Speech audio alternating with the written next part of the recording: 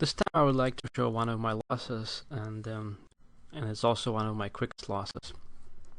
I was playing with the black pieces, and my opponent surprised me with the London system, which is characterized by development of the bishop to f4. So I never actually had to play against the system before, so I didn't really know what to do. I played some natural moves, but I didn't really have any good plan for how to counter the system, and I got blown off the board very, very quickly. So I could have played here something like bishop to f5, and this makes sense because it's useful to keep the bishop outside of the pawn chain in case I have to shut it down with e6. But and then white, I don't think really has any special advantage. The game can just continue like this, and it's just a pretty boring symmetric position, really. Some people may like it as white, and of course there may be ideas, but it's really helpful to have the bishop here. In the game, I thought I want to keep things non-symmetric, and I want to develop the bishop to the long diagonal, but to b7, but that didn't really work out well for me at all. And we'll see what happened. Knight e5, already the knight comes out here, and it's starting to look at maybe f7. And it also indicates that, well, this knight might come here. Nothing special, of course, yet is happening, but still.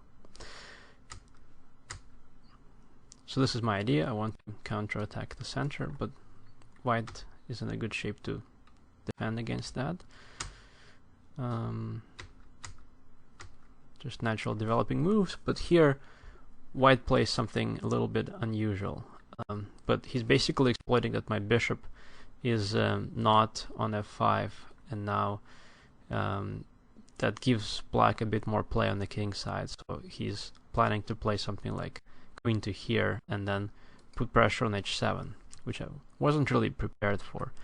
And after knight d7, he already comes in here, and already I cannot say take on e5 because that would be, well, it might be a little bit embarrassing, say, if I do something like this and then takes, and I have to go here already and weaken my pawn structure, because say if I go here, then it's just going to be checkmate.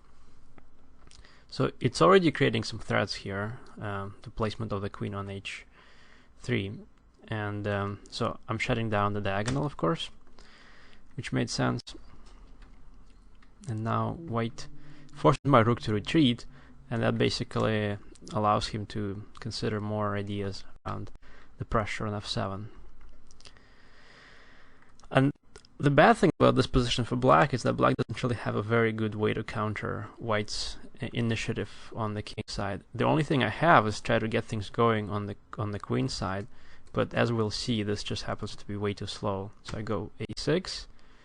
Now he forced me to play g6, so the queen isn't really doing much on h3, so he just moves the queen back to f3. I continue with my plan, where it carries on with the castling, and I was pretty happy here. I thought, well, I'm getting some files opened up on the queen side, I'm going to get them play, at least something, but I didn't really realize that my pieces aren't well placed. This bishop here is bad, and this knight is worse than this knight. If I ever take, this would open up. Say had I taken on e5 here, this would just again be a disaster for me, because then the f file would open up and I get mated here. So white's pieces are better placed. I'm really worse here, but all that is beside the point, because white has a very good way to open up the game on the king side. He goes, so after b4, he goes f5, and well, this really is gonna destroy my pawn structure here. He's able to capture either way. Really not too good for me to capture here, just dangerous. Say if he takes, so if I take, then I imagine the idea was to play something like that.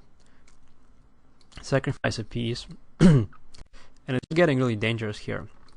The threat is simply queen g5. If the knight moves away, then f7 is hanging. So not really a very happy position for black. So I didn't want to take. Instead, I try to counterattack this knight. I go queen c7. White carries on. Well, for now, white forces me to think about where my queen can go. It can't stay on c7, so again I have to retreat. And now he opens up files. And here white does have a very dangerous initiative on the king side, but he found a very specific way to exploit his active pieces. So he exchanged on d7, and it seems like he could just go on with putting pressure against g6 with, say, queen g3, but he found a very interesting idea. He found the immediate sacrifice.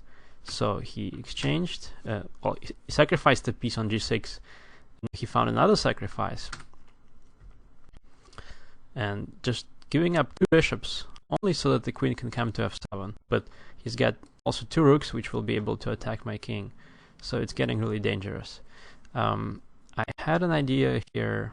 Besides taking, I could try to play something like rook f8, but white still maintains a very dangerous attack here.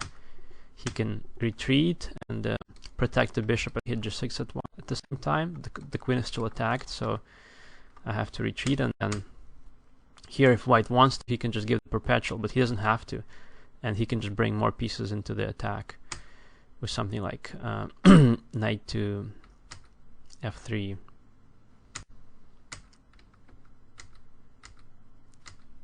And the attack just carries on. This is good for white.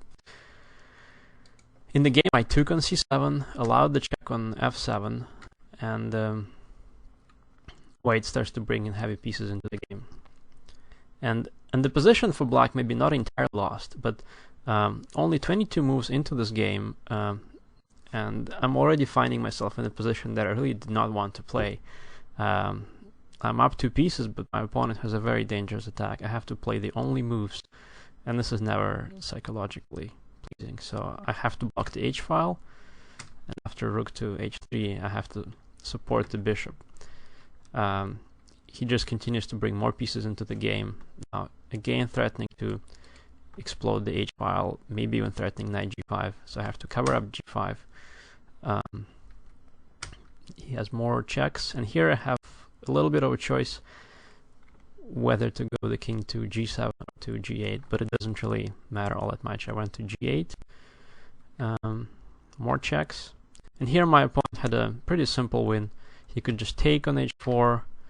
After takes, he could go queen h7, cutting off the e7 square, and now both rooks are going to just be transferred to the f-file. This is going to be the end. I can't prevent rook h to f3. This is lost. In the game, my opponent played knight to e5, and this was maybe a bit less simple of a win, but it's still winning for white. And here I was in such a bad trouble that I completely miscalculated. Had I played the more natural knight e5, queen b8 to allow the king to escape, after queen h7, I'm still in big trouble. I have to give up the queen, and I'm still lost here. But this would have been a bit more resilient. In the game, I fell for a bit of a hallucination. So I wanted to block off the f-file with tempo and, if possible, trade off queens. So I thought after bishop f2, opponent cannot take because of queen f6 and exchange of queens, but I just completely hallucinated, and I lost immediately after king to f2, queen f6, following my idea.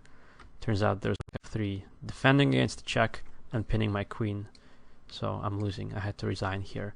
A very quick loss in just 29 moves, and I basically never got into this game.